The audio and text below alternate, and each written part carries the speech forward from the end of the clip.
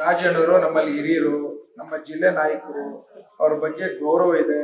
ಎಲ್ಲೋ ಒಂದ್ ಕಡೆ ಆಕಸ್ಮಿಕವಾಗಿ ಕೆಲವು ನಡೆದಂತ ಘಟನೆಗಳಿಂದ ಹೈಕಮಾಂಡ್ ಅವರು ಬೇಸರದಿಂದ ಅವರನ್ನ ವಜಾಗೊಳಿಸಲಾಗಿದೆ.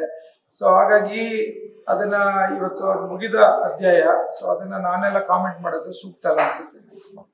ಸರ್, ಈಗ ಇವರು ಡಿ.ಕೆ. ಶಿವಕುಮಾರ್ RSS ಒಂದು ಗೀತೆಯನ್ನ ಹಾಡಿ ಹೋಗಿರ್ತಾರೆ, ಚಾಕಟ್ಟು ಚರ್ಚೆಗೆ ಗ್ಲಾಸ್ ಹಾಕಿ.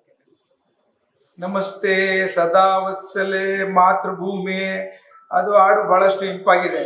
ಆದ್ರೆ ಏನು ಅಂತ ಅಂದ್ರೆ ಅದ್ರಲ್ಲಿ ನಾನು ಇದು ನಮ್ಮ ಡಿ.ಕೆ. ಶಿವಕುಮಾರ್ ಸಾಹೇಬ್ರ ಹಾಡೆ ಓದಾದ್ಮೇಲೆ ಓದ್ದೆ. ನಾನು ಏನ್ ಹೇಳುತ್ತೆ, ತನ್ನ ಹುಟ್ಟಿದ ಭೂಮಿಗೆ ನಮಸ್ಕಾರ ಮಾಡಿ ಅಂತ ಹೇಳುತ್ತೆ.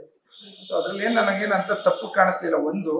ಎರಡನೇದು, ನಾವು ಸೆಕ್ಯುಲರ್ ಜಾತ್ಯತೀತ ಪಕ್ಷ. ನಮ್ದು ಯಾವ ಮನುಷ್ಯನಲ್ಲಿ ಯಾವ ಪಕ್ಷದಲ್ಲಿ ಒಳ್ಳೆತನ ಇದೆ ಅದನ್ನ ನಾವು ಅಕ್ಸೆಪ್ಟ್ ಮಾಡ್ಕೋಬೇಕು. ಸೊ ಹಾಡಲ್ಲಿ ಏನಂತ ವ್ಯವಸ್ಥೆ ಇಲ್ಲ. ಆದ್ರೆ ಒಂದು ಮಾತನ್ನು ಹೇಳಲಿಕ್ಕೆ ಇಚ್ಛೆ ಪಡ್ತೇನೆ, ಬಲಪಂಥೀಯರಾದಂಥ BJPಯವರು ಜಾತಿಯ ಧರ್ಮದ ಒಡಕನ್ನು ಮೂಡಿಸುವಂತ ವಿಚಾರದಲ್ಲಿ ನಾವು ಜಿದ್ದಿ ವಿರೋಧ ಮಾಡ್ತೇವೆ, ಖಂಡಿಸ್ತೇವೆ. ಯಾವುದೇ ಕಾರಣಕ್ಕೂ BJPಯವ್ರ ಜೊತೆ ನಮ್ಮ ಐಡಿಯಾಲಜಿಗೂ ಅವ್ರ ಸಿದ್ಧಾಂತಕ್ಕೂ ನಮ್ಮ ಸಿದ್ಧಾಂತಕ್ಕೂ ಹೊಂದಿಕೆ ಆಗಲ್ಲ.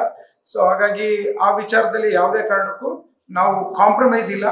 ಬಟ್ ಆಡಿರೋಂಥ ವಿಚಾರನ RSS ಅಲ್ಲಿ ಈ ತರ ಇದೆ ಅಂತ ಹೇಳಿರೋಂಥದ್ದು ತಪ್ಪೇನು ಅಂತ ನಾನು ಕೇಳ್ತೇನೆ.